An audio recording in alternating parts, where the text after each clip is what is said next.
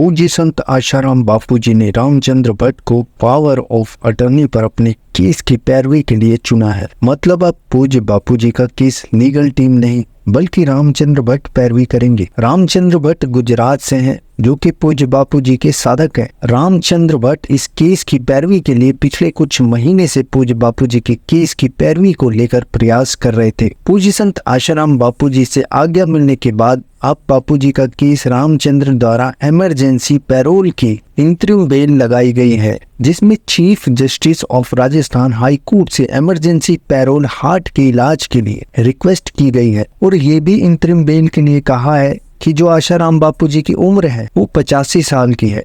इस समय आशाराम बापू diabetes, kidney, liver और उन्हें 3 हार्ट ब्लॉकेज भी हैं। ऐसे में इलाज के लिए जबकि पिछले 7 महीने में 5 हार्ट अटैक आए हैं और 6 बार एम्स में भर्ती के दौरान 13 दिन आईसीयू में रहे। इसकी वजह ये रही है कि लू और गर्म तापमान 48 डिग्री सेल्सियस जहां जोधपुर जेल में बापूजी रहते हैं, उस वजह से अक्सर बापूजी की चेस्ट में पेन रहता है। और ऐसे में इंतरिम बेल याचिका में कहा गया है कि ब्लड प्रेशर काफी लो है और जो सिचुएशन है, मेडिकल सिचुएशन बापूजी के शरीर की, वो काफी ज्यादा क्रिटिकल है और ऐसे वक्त में उन्हें कुछ भी हो सकता है।